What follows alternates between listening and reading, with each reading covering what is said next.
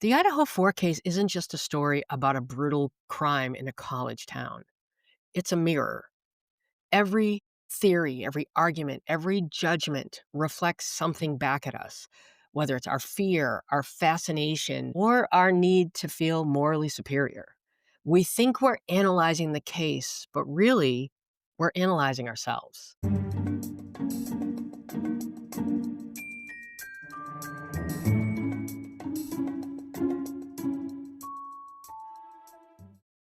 Welcome to the Character Analysis Podcast, where I play armchair psychologist and internet detective and try to figure out why people do the crazy, ridiculous, and sometimes disturbing things that they do, and why we can't look away.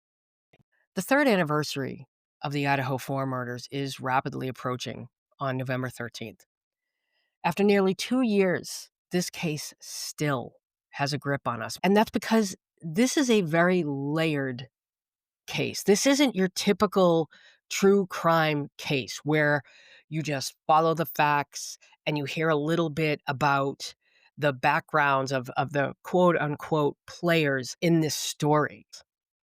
This is a very complex story that hits us on a lot of different levels: psychological, emotional, moral, ethical. We're obsessed not just with the crime itself, but why it happened. Because every theory, every argument says as much about us as it does about Bryan Kohberger.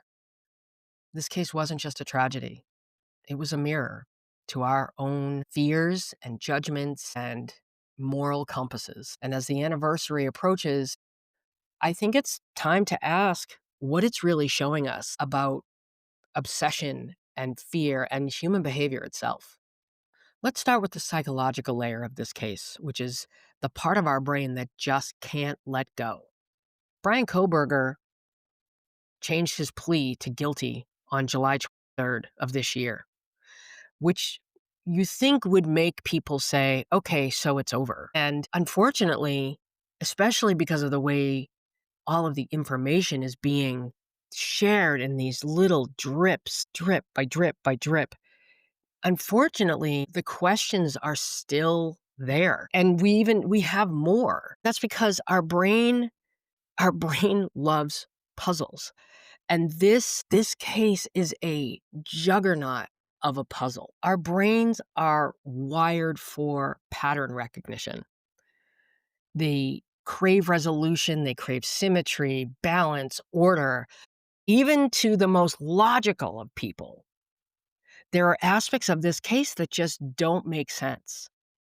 Connecting the dots gives us a sense of control, not just in a chaotic world, but it gives us a sense of control of the idea that something so horrific, that someone so evil could exist and walk among us, and we'd never know it. I'll state up front so that we're clear, and I'll say this loud for the cheap seats.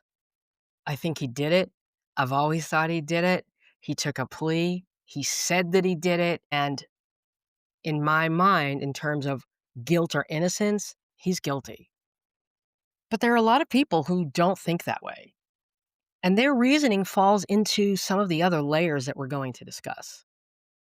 But from a psychological standpoint, this case has gripped us because we can't stand the uncertainty, right? The gaps, the missing pieces, the unanswered questions. And this is why we analyze and rewatch and reframe and speculate, because we need an answer. Our brains, listen, the main responsibility of our brain is to keep us alive, to keep us safe. And so when we encounter something that we can't understand or don't understand, we replay it, we revisit it. We need to figure it out so that if we encounter it again, we know what to do to survive. But it seems like every time something's answered, for every one answered question, it feels like 5 more pop up.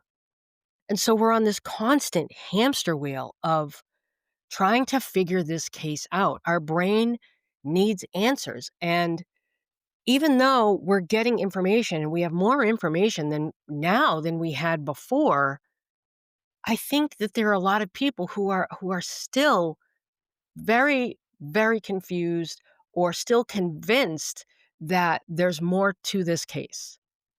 And while we say that we speculate and we consume content about this case, oh, we can't get enough, we can't get enough.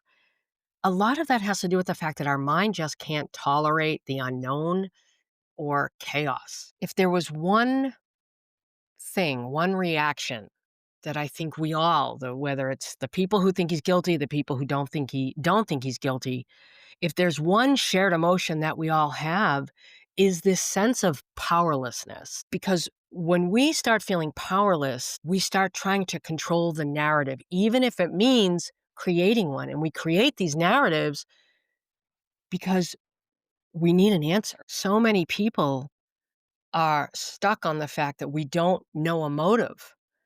Where we want to know the motive, and we say that we want to know it because we're trying to determine Kohberger's innocent or guilt. But I think for a lot of people, learning that motive is what's going to give them peace. We need to understand, why would somebody do this? What do you mean there's no connection between Bryan Kohberger and Kaylee and Maddie and Ethan and Xana? This doesn't make sense. There's something so unsettling about that these 4 kids could have just been living their lives, just hanging out, doing the things that people in college do, falling in love for the first time, planning a move to start their career. We can all relate to this stuff. And so the idea that those opportunities were just plucked from these kids for no reason, there's no making sense of this. Our brains don't like that, because we need to feel some sense of control here. The idea that there could have been somebody out there, that there's somebody out there now, for all you know, watching you, watching your activity, watching your house, hiding somewhere in their car behind a tree line, in a parking lot, watching you come in and out of your house, walking your dog, or coming in after a party. The idea that someone could be doing that and we could never know it is terrifying. We're not just trying to analyze this case or analyze this behavior. We're trying to find order in something where there just isn't any, right? There's just nothing about this makes sense. Why? Why would somebody do this? How could somebody do this? What do you mean he did it in 10 minutes? What do you mean he didn't leave a blood trail across the house? The thing to remember is obsession really is just control in disguise.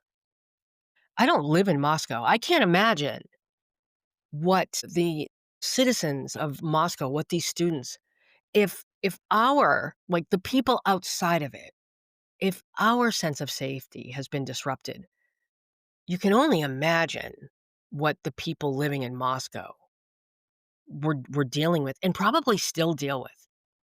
The ripple effect of this case and how it affected people and the different kinds of victims, because as far as I'm concerned, everybody in that town, everybody at that college, they're all victims. Because what happened forever changed how it changed their worldview, right? They might not be as trusting anymore. They might be more hypervigilant. It caused them great emotional distress. That's trauma, right? The emotional distress, the disruption to our sense of safety and to our worldview. Analyzing this case allows us to intellectualize it, which means we can immerse ourselves in it and engage in it without fully feeling it and feeling the repercussions and feeling the fear. This case has become a container of sorts for emotions that we can't process or that we don't want to process. Even though we didn't know these victims personally, there's still such a profound grief for the victims, for the surviving roommates, for the family members, for the friends. I think it's touched on different things for different people. We look at these college kids, and I think a lot of us see ourselves, right? I remember when I was in college, people talk about, oh my God, they didn't lock their back door. No, because they never felt the need to. There was such an innocence there. They'd never experienced the kind of trauma that we often experience as we grow older. They weren't there yet. And there's something so tragic, I think is an understatement, about these kids thinking that they were safe when they weren't. And this is what I mean by this is the mirror effect. We look at these victims, we look at the surviving roommates, we look at this community, and something about this has resonated with us emotionally. But that emotional aspect, it has a downside. As much as we might empathize for these victims and for all the victims, everybody, the community, we also there's also a feeling of contempt. This case has really encouraged or fostered a lot of outrage, much of it directed at the surviving roommates, but also directed at law enforcement. And this is where the moral and the ethical layer comes into play. This is the part of the mirror effect that gets uncomfortable, because it doesn't just reflect what happened, but it reflects how we reacted to what happened. The minute the case hit the news, the lack of clarity began. People think that the information vacuum started with the gag order. It didn't. It started from day one, because we didn't know anything. All we knew was this happened at the University of Idaho. It was college students. They lived in an off-campus house. We saw that one photo of the blood dripping down the foundation, which really heightened the horror aspect of this. We didn't know anything else. Once the Moscow PD started holding the press conferences, very, very little came out. But what did come out, little things like, we believe this was a targeted attack. That is all we needed. Targeted. That means it had to be somebody that knew them. I mean, you see that blood and it's dripping. That had to have been awful. Oh, someone said the word bloodbath. Had to have been somebody that they know. The breadcrumbs that were laid out, we followed them. It didn't matter that there was no confirmation of anything. We didn't care. I think we were just so honestly traumatized by this case that we were desperate for answers, and not just desperate for answers, but desperate for justice. Eventually, the grub truck video came out. That's what really fueled the internet sleuth culture. That's what really set it ablaze, because people were combing through it, every frame.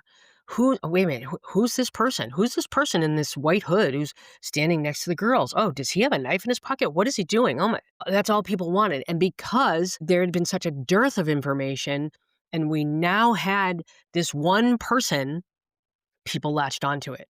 Oh, we've got his name. Let's go to his Facebook page. Let's look him up. Let's dig into his life. Let's just expose everything about him. We decided that because he was the last person to see them, because he had his hands in his pockets. Oh, wait a minute, I heard this, and there's this rumor that he had anger issues, and it set everything ablaze. It set the tone for the remainder of the investigation, and still continues to this day, because there was so little news or new updates about the case. People were really they were clinging to social media, anything they could find. But the more they invested, the more emotion, the more time they invested in researching this case and reading forums and making TikToks, the more they gave, the more they wanted. But more problematically, the more they felt entitled to. We started to confuse transparency with ownership. The need for control kicked in at such a high speed. We needed to figure this out, because the unknown was too scary. The silence was fueling suspicion, which really encouraged people to believe, oh, they're hiding something. Oh, what's going on? Oh, they don't know what they're doing. So, well, if they don't know what they're doing, well, they need our help. Well, if they can't find it, we will. The absence of facts triggered our survival instinct. People could not rest until they restored a sense of justice. And that's where the ethical slippage began, because people justified invasive behavior as self-protection. Making it worse were the contradictions. First, Chief Fry said the community was safe, but then they weren't safe. They needed to be vigilant. It was targeted, but there was no suspect. It was targeted, but they don't know if it was the house or the victims. The more, and I won't say contradictions, and I want to be really clear here. I think for a police department that has never dealt with anything of this magnitude, I think they did a phenomenal job. I think that there's some mistakes and issues, but considering the learning curve, I think they're to be commended. Unfortunately, because we didn't really know anything about this police town, and I think a lot of our sort of elitist, "Oh, it's Idaho, and they don't know and they don't know what they're doing," and we just started to collectively distrust the police. When they began to seem uncertain or when they would backtrack, that the public fills the vacuum with speculation and then starts and calls it an investigation. This case set social media on fire. You couldn't go to Reddit or TikTok without seeing an abundance of content about this case. Twitter, Facebook, it was everywhere. Groups were forming. People were looking for anything that they could find. But we weren't just watching the case, we were curating it. We were compiling data and making spreadsheets and getting names and photos like digital detectives. That's where we took ownership of this case. That's what created this collective illusion of entitlement. We started thinking, if I'm emotionally invested, I have the right to access everything and anything that I want. We disguise that entitlement as accountability.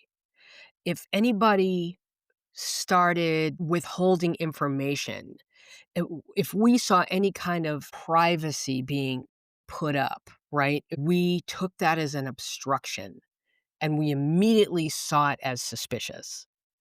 The lack of commentary from the students in Idaho, that contributed to the suspicion. People think, these are college kids. You mean no one on this campus is talking? And eventually, seeking truth turned into violating boundaries.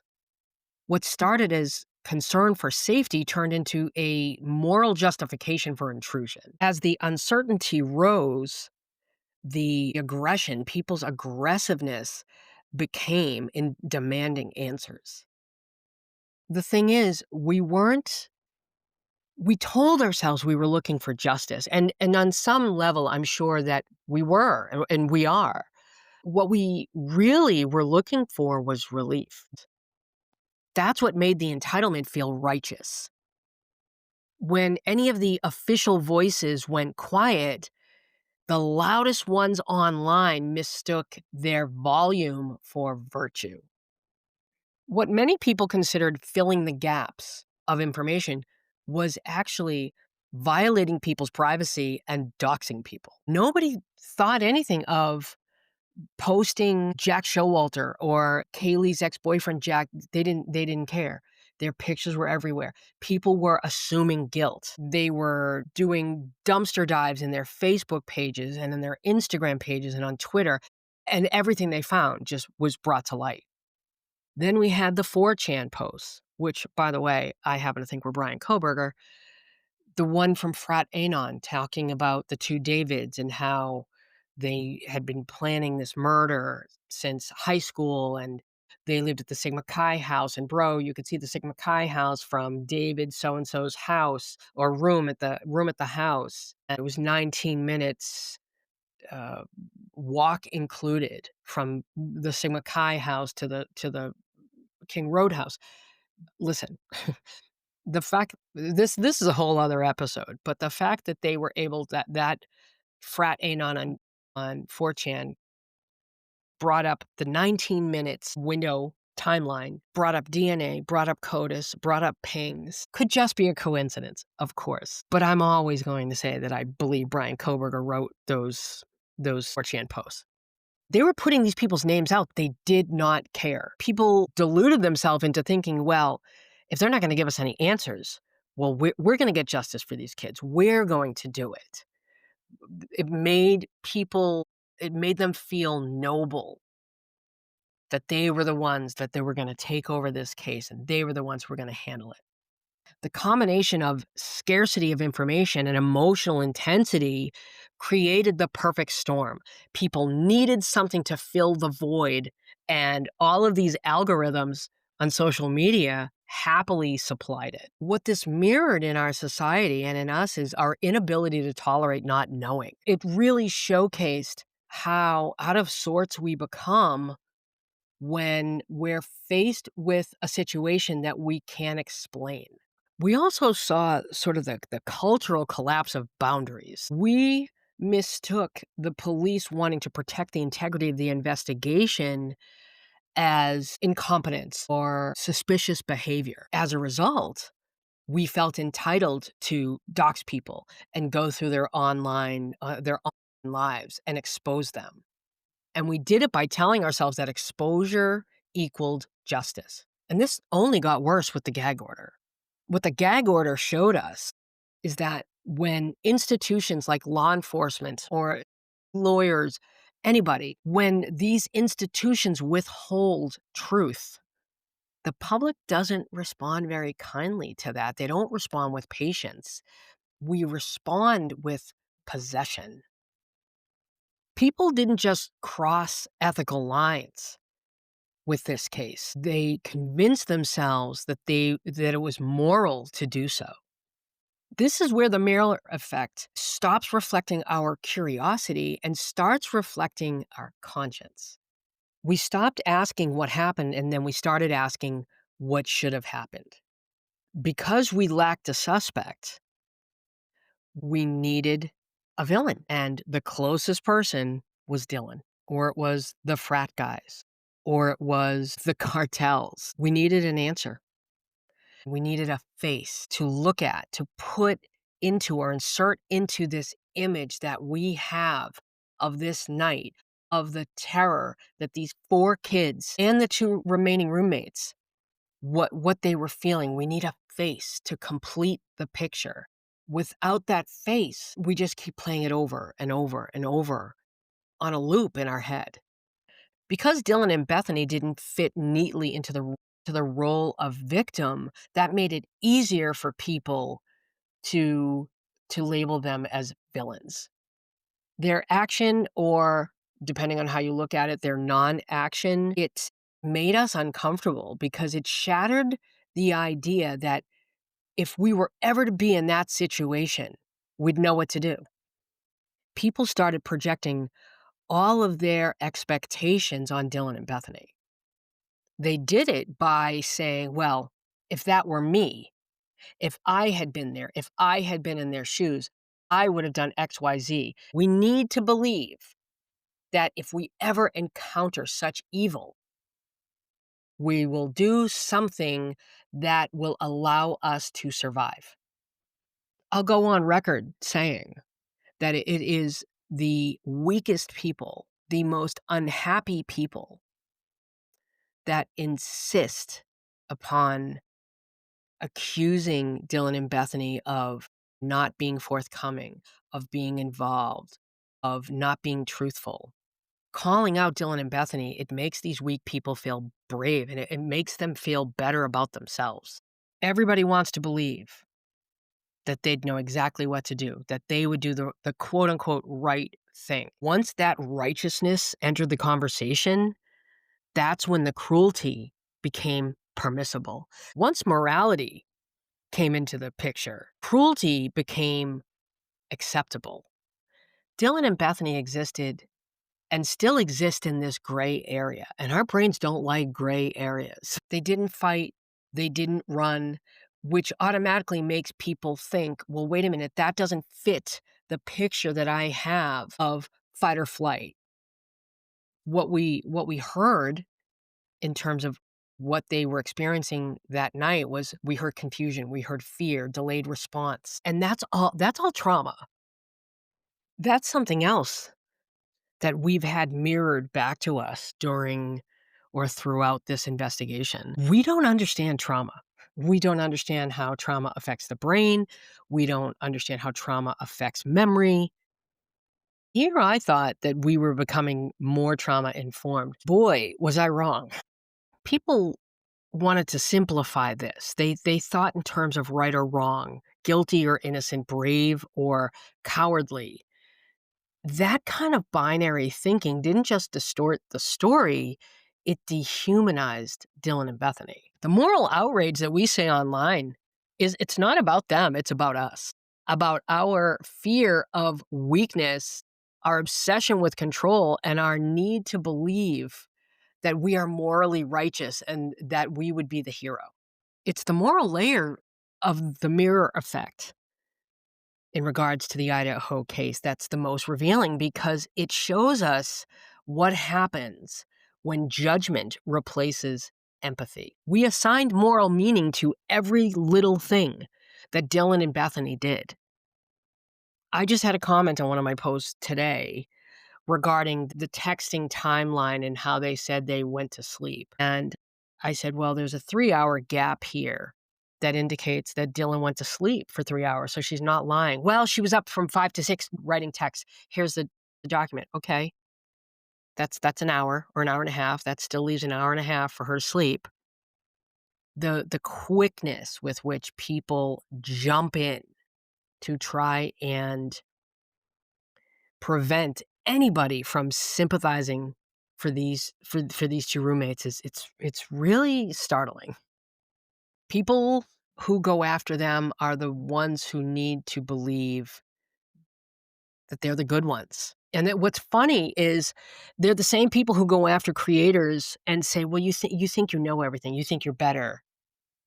But they're the ones who need to think that they're better. They need to keep Dylan and Bethany down so that they can elevate themselves above them. One of the reasons why so many people have stayed so tethered to this case is they wanna see Dylan and Bethany get their comeuppance. And that's where another layer of this mirror effect begins. And it's one that I think that's harder to admit for a lot of people. That has to do with what is starting to look like, or at least what I'm starting to wonder, and again, I want to be clear, this is my opinion, this is just speculation. I'm starting to wonder if because this case has been going on so long and because we've existed in this information vacuum for so long, have we developed a dependency on discussing this case? Every time we get new information, and there's a new report, there's new photos, we get that dopamine surge. Every time we come across a live or a post or a video that contains information that aligns with our own internal narrative or our own internal bias, we get a dopamine hit. I bring this up as someone with ADHD, which means I don't produce enough dopamine. So I've started to wonder, is my obsession with this case, my investment in this case, is it because my brain is craving dopamine and I'm getting it from this case? For the past 2.5 years, we've sort of all been in this feedback loop where we're fearful and anxious and wanting information and demanding information, which spikes our cortisol. And then we get that information, we get that release, and there's a dopamine. And we've been existing on this feedback loop like little hamsters running on wheels. We've been existing in this loop for almost 3 years. So it's difficult not to wonder at what point has this case become a legitimate addiction? We'll go through a series of days or weeks where we're getting reports and we're talking about the case and we're getting new information and we're getting some kind of relief, but eventually the information stops. Then the anxiety starts up again and the frustration. You can see it, you can feel it online. For the last 3 months, we've been on this roller coaster ever since July 23rd when the Moscow PD reports were released and we started to get more information and more details, which led to more content, which led to more discussion, which led to more time invested. But then the information stopped and we started to become agitated. You can almost tell when people have stopped getting information about this case because that's when the frustration starts to rise. That's when people start focusing on the idea of a cover up or police corruption or Dylan and Bethany. But then we get new information and oh my god, we stray away from those topics and now we're focused on topics that are legitimately morbid and this cycle just repeats. It's difficult for me to believe that that isn't having some kind of effect on our brain chemistry, that we're not experiencing some kind of neurobiological impact. When more information comes out, what ends up happening? We have more lives, we have more discussions, we have more Discord calls, we have more community, which gives us that sense of belonging. We're humans, we're wired to connect. And so that hits our reward system in all the right places. But then the information slows and we start to grieve the loss of our community, of our people. We don't just develop a chemical dependency, we develop a communal dependency.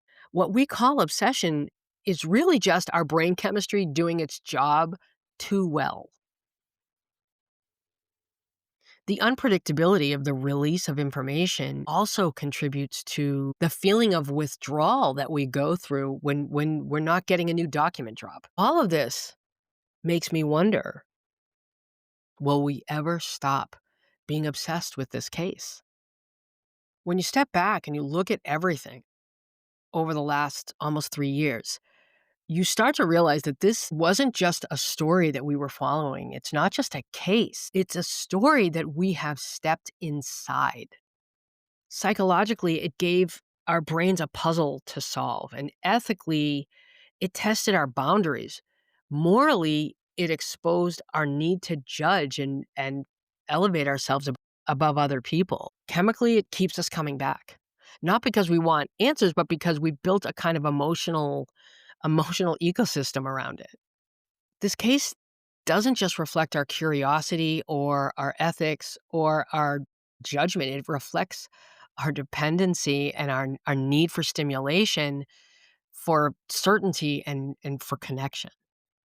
The Idaho Four case held up a mirror to everything human, the beautiful in these victims and how they were beginning their lives. And, nobody had a negative word to say about any of them. And we saw the friendship and the love between Maddie and Kaylee. And it really did. It brought us back to a time that I think many of us consider some of the best years of our lives. But it also showed us and reflected back the broken, right? Bryan Kohberger is a broken, damaged, beyond repair human being. But what this case has also showed us is the capacity for empathy that so many people have. What makes the Idaho Four case so haunting in a dark and yet kind of brilliant way is how completely it reflects our society and human behavior. It's not just a story about violence. It's a story about us, about how fear becomes fascination, how compassion becomes judgment, and how curiosity can become obsession. This case it's not brilliant because of what happened. It's brilliant because of what it exposed, not just in a negative light, but in a positive one as well, because we learned that there are many, many people out there with a almost bottomless capacity for empathy. This case may be put to rest one day. Maybe we'll get all the answers. I don't think we will. I do think he's eventually going to talk, especially once any talk of him dies down. This is the most important this loser's ever been. So he's going to want to continue the public fascination with him. But the reflection it has left behind isn't going anywhere. This case may end one day, right? There's no the headlines, the speculation, the theories, but the reflection it has left behind, it isn't going anywhere. Thanks for listening. Make sure to follow me at My Character Analysis on all the platforms: YouTube, Instagram, TikTok. Go to Substack and make sure to follow my Substack at mycharacteranalysis.substack.com. And if you want the bonus videos and the bonus episodes, make sure to subscribe to my Patreon at patreon.com/mycharacteranalysis. If you have any questions, if there's anything you'd like to talk about, you can email me at chris, at mycharacteranalysis.com. And I'll see you in a couple weeks.